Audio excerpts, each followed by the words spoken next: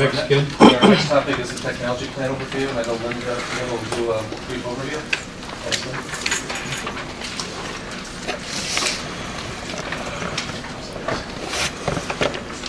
Yeah.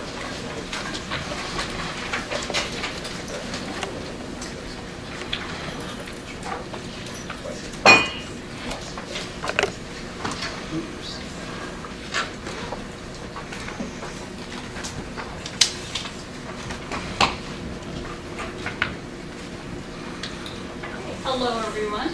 I'm Lynn Butler, the CIO for the college, and I'm going to take about 10 minutes. I know we have a lot on the plate today, so I'm going to go real fast. But I just want to share with you some highlights from the technology plan, and then some things that are going on also in ITS. Here. Next. Thank you. You gotta pay that subscription. That's coming up. Okay, so a quick review of the technology trends from EDUCAUSE says that IT security jumped from the number 8 spot last year to number 1 this year. So that is going to be a focus of ours. So while you might think that has everything to do about securing the network and making sure we have systematic policies and procedures and all of those things, many of the threats have nothing to do with technology or networks. They have to do with the behavior of people and how we operate.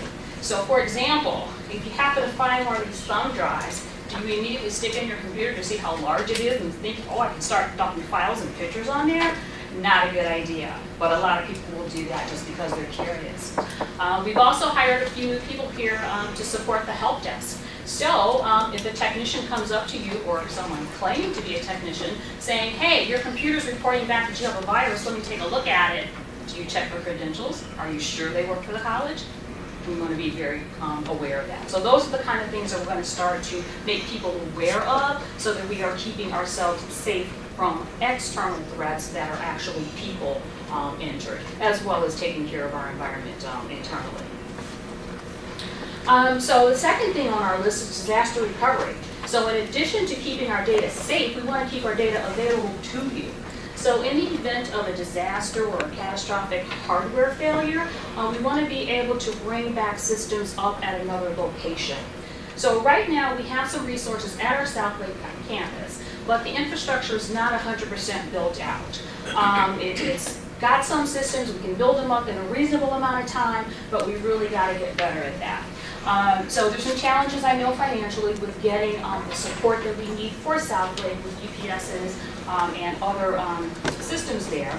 So we're actually thinking outside the box and having some conversations with the College of DuPage. They currently have a data center, we have a data center, so we're looking at setting up a rack of servers for our disaster critical servers in their environment, and then they would do a similar situation in our data center. So we've started those talks. It seems very feasible, so we'll continue to provide feedback on where we land on that. Our third area is staff development and improvement. So about 2 months ago, we actually had a 2-day workshop in customer service for all of IT, including myself. I feel like we do a really good job supporting the college, but I also think we can do better. And our topic there was we want to raise the bar and we want to meet the unrequested need. So we're really working hard to make sure that we're servicing students, faculty, and staff to the best of our ability and even then some. Improving student outcomes. So our contribution to that, again, is going to be in service from ITS, and as well as collaborating with faculty to understand the challenges and changes in education, and then looking to optimize the use of technology. So last year, I came to you and I told you that we were planning on bringing the help desk back in-house. We have done that. So starting this past June, or this month, we actually went live with our help desk staffed by CLC students and student workers, or not students, employees and student workers. We're taking phone calls, chat sessions, and walk-up. We've had tremendous feedback, very successful. Everyone's really happy with the amount of support that they're getting. We've got 3 levels of support.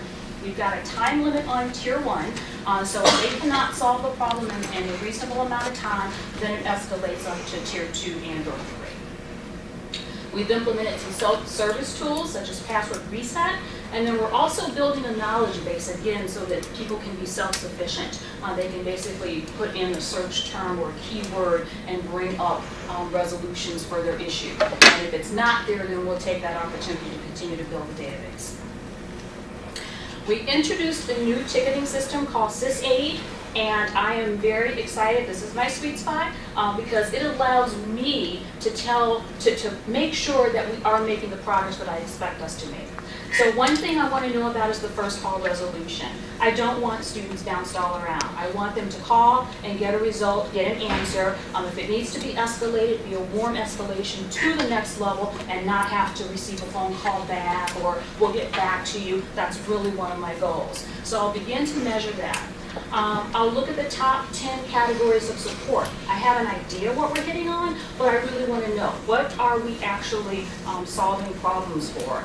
And additionally, we can be proactively and look for trends. So there may be things bubbling up out there that we don't know about, but by having a system and having this information in the system, we can start to solve those problems before they become bigger problems.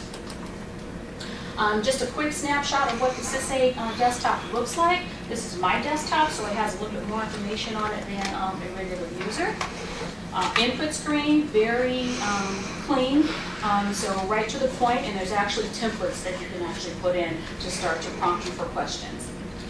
Can I ask a question? Sure. You mean every time somebody calls the help desk, you're going to have that information reported so you know what kind of calls you get? Correct. Is that right? Yes. Yes. And then are you going to then use that? All right, I'm taking a class. I wanted to see how the students feel, so I'm taking a class. So I wanted to find out, I did talk to the help desk, whatever, but I did it because I couldn't find what I wanted on the website. Okay. And that's what I wanted to ask you about. I mean, it was great, they were wonderful, but I wish I could have done it with just the website. Okay. Is that what you guys are using these incident reports to do? So to the figure out how to, I mean, I think it would be nice if we didn't need your help desk. Absolutely. And Absolutely. if you're using this to get to that goal. Right. So part of building the knowledge base is kind of where that goes. So these are the tickets so I can track and measure everything that's happening at Help Desk. Then if you come in and you ask me, Lynn, how do I get to ABC? And I look in the data in the knowledge base and that's not there. That's an article I can now build in that knowledge base. So the next time you search for ABC, it comes up. You can be self-sufficient and get the information that you need. Okay? All right, so other successes that we've had throughout the year. We continue to support the master plan, kind of verifying behind the contractors that they're getting things in the right spot and things haven't been forgotten. We've been supporting campus moves as people move from their current location into their swing space. We stood up ITS appointments with faculty last year, and we do it again this year. At the beginning of each semester, we allow the faculty to make an appointment, 30 minutes, an hour, whatever they need, with an ITS staff to get introduced to new technology, or use technology that's in their classrooms that they're not familiar with, or if they just want to make sure that their software is loaded and working properly so that everything goes well on the start of class. We completed the online application and account creation. The process was taking about 2 weeks for a student to be able to log on, do their registration, or actually be able to register for classes. That has been reduced to under an hour, so students can get on and start registering right away. We completed the PeopleSoft financial upgrade. That was in May. We created a dashboard for the Welcome and One-Stop Shop so that basically all of their functionality is all on one screen and they're not bouncing all over the system trying to service the students. We completed our portal upgrade with Campus EAI. There's some new functionality in there that we're going to begin to explore to see how we can roll that out to benefit the campus. We moved our on-premise Exchange to Office 365, so we're now hosted with Microsoft. We completed electronic billing, so the savings of paper and postage resulted in about a $60,000 savings. In April, we rolled out absence management, and then time and labor just rolled out this past June. What are we going to be doing? We're going to finish those policies and procedures, at least get those together so that people know what to expect of IT, and we can also let you know what we expect of you. We will support the initiatives coming up for this summer with Lakeshore, things going on that campus. For user services, we are going to stand up a tech bar, which will allow a little bit more personal service or one-on-one service with the students. We're going to investigate using Microsoft OneDrive to replace the U-Drive storage, which again result in cost savings as we won't need as much storage disk. And then I'm going to look for other applications for SysAid, not only in IT but throughout the campus, because I think it can be used elsewhere. We already talked about IT security, so we'll be looking heavily into that, as well as disaster recovery. We have upgrades coming up with PeopleSoft. HR will be first, and then Campus Solutions in about 18 months.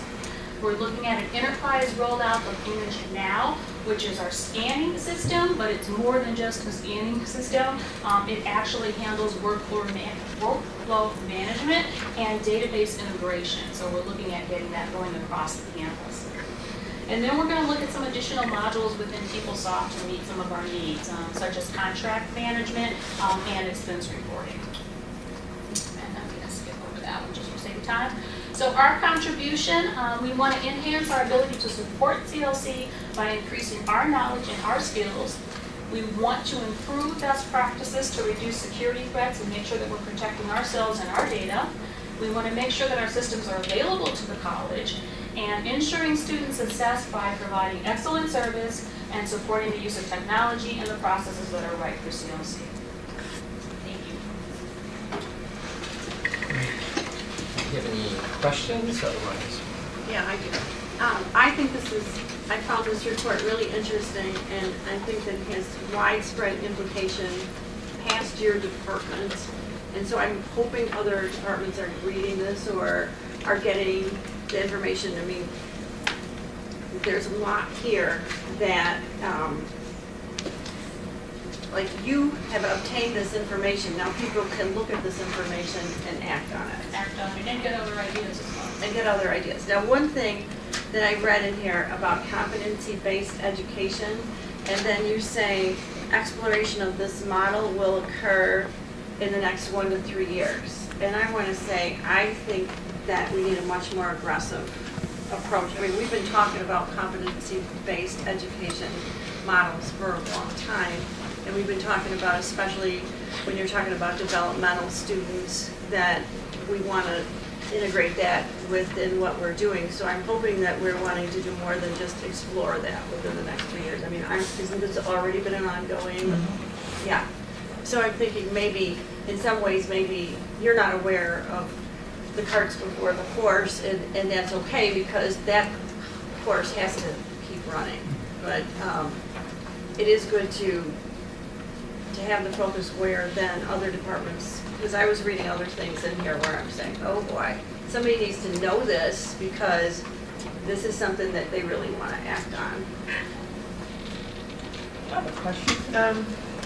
Thank you for the report. It's great. It's extremely thorough, so thank you very much for giving the team for putting this great report together. I see there's we definitely need the group on the field doing some blocking and tackling. This is what I see this as. And, I'm curious because I'm always wanting to skate where the puck will be. You guys have heard that several times. So I'm curious about your BHAG. What is that innovative thing that you're working on that is your BHAG? Is there something in your department that's just this big, hairy, audacious goal that you're working on? Or is that that's not something I should be asking? I don't know. Because I'm into There's BHAG. lots of things out there that I see, to be 100% honest with you. With this being my first year at the college, I've really taken, I won't say a backseat, but more of a digging seat. Okay. So I've done things like, okay, what's in my budget? Where is this money really going? And then looking at areas, I'm not one that comes in and says, okay, let's change everything. I need to understand why they are the way they are, how they got there, and then does it make sense to make the change? Okay. So that's kind of been my That's fair. first year. That's fair. All right. Thank you. But to her credit, though, she's meeting with our vendor partners who are also beginning to give us that view of what the future does have for us, and she's been entertaining those conversations. Great. The next topic is the, Lynn. Lynn, is there a reason that when you're talking about the disaster recovery, is there a reason you chose College of DuPage over, say, Harper or Oakton, which are right next to us? Well, we don't want to be right next to each other, that's one reason. And College of DuPage was interested. They were interested in that solution because they're in a similar situation that we're in. Their disaster recovery is like 500 feet away from them. And you really want to be, I mean, ideally, we want disaster recovery in Denver. But, you know, understanding the budget, knowing that we need to do something right now, this was a potential solution. Yeah, I don't know. Now, I don't know if this is the appropriate time, but I couldn't help but having sticker shock over our non-biddables later on in the agenda, where there's about $4 million that we're spending on the non-biddables. I'm assuming that's coming out of your budget. 2 points. It's all IT She didn't get the stuff, memo. She didn't get the memo. Okay, then I'll wait till we get to those items. But I guess just from your perspective, obviously we spend a lot of money here at the College of Lake County on technology. And do you see us continuing to escalate with our expenses in that area? Do you ever see them leveling off or decreasing? So you kind of have to balance, because what happens is new technology comes out of the door. And you need to understand whether it makes sense to jump on a new technology bandwagon or to stay where you are. So that's one challenge. As far as the money, there are some opportunities, and I'll be frank, because I'm coming from private, coming to public. The negotiation part seems to be a little bit of a challenge because you have to take a lot of things to bid, and sometimes what you take to bid is not exactly what you get is not exactly what you asked for, so to speak, and you end up having to spend additional funds. So I'd like to see if we can have a way to just be a little bit more focused in what we're asking for, making sure that we're getting all of those things so that we can keep those costs low and get them at a place that they're not continuing to escalate. Great, thank you. Thank you. Thank you. So, Can I ask a question on Sure. that? I mean, we're a very good customer for some of these accounts. Mhm. PeopleSoft or all the Blackboard, all the different ones that you're talking about. I mean, it would seem to me that they would have teams of people that are available to make sure that we know how to maximize our purchases and to. Well, they give us numbers, but from where I come from, I would challenge those numbers and say, okay, well, can you do better than this? You know, I don't, you know, this number, I don't have this money in my budget, Yeah. so can we get 20% off or something like that? Yeah. And that, as I'm understanding, isn't something that we can really do. And if I'm wrong, then I'll be educated. Why not? Because of. It's the bid process, you bid a price. No, There's but some I negotiation. But most of point these is- are They can do some non-bidables. negotiation. Yeah, I they're think so we're not. not I even think the point is when we had a meeting with PeopleSoft, our major vendor, we looked at pricing and licensing fees. They were being pretty firm at the table of not being willing to budge. So really, we have to be in a position of being prepared to walk away from PeopleSoft Yeah. to one of the vendor in Yeah. order to get them to really take it seriously. Or choose another So, but model. she did, because they she has talk had those about it. conversations. We did round one and we'll be doing Okay. round two, but Okay. yeah, we'll do our best. So that's a big one. But I'm thinking of something in a little different way, so maybe I'm not asking my question right. I'm Okay. thinking about a lot of, seems to me, and maybe I'm wrong, but it seems to me a lot of people have technology. Oh, take your iPhone or whatever it is that you have. A lot of people don't know everything that you can get from the products that you have. And I think, isn't it true that these companies have people that are willing to let you know the best way to use the products that we have purchased? And so- They do. In Yes. fact, they're offering to send people out to help us look at our current. That's what I'm saying. Yeah. And we are taking advantage And of a it. perfect example of that is I mentioned Image Now. We're using this product as a scan and store product. And it's like, but it can do so much more. That's what I And mean. we're paying X amount of dollars. We don't have to pay any more money. We just need to get it implemented. You know, there may be a few more, resources we need to purchase, like a scanner or two. But we can take that and explode and use it to its full capabilities. Well, that's what I was wondering, are we doing that because, as you're saying, one of the pieces of what you're doing is educating some employees into making sure they're up to speed. And so part of that is that you're getting from the vendors all the capabilities of the products that we have. So we need to get as much bang for our buck as we can everywhere we go. And I'm thinking in this area, it's ripe for that opportunity. Yep, you're correct. Thank you.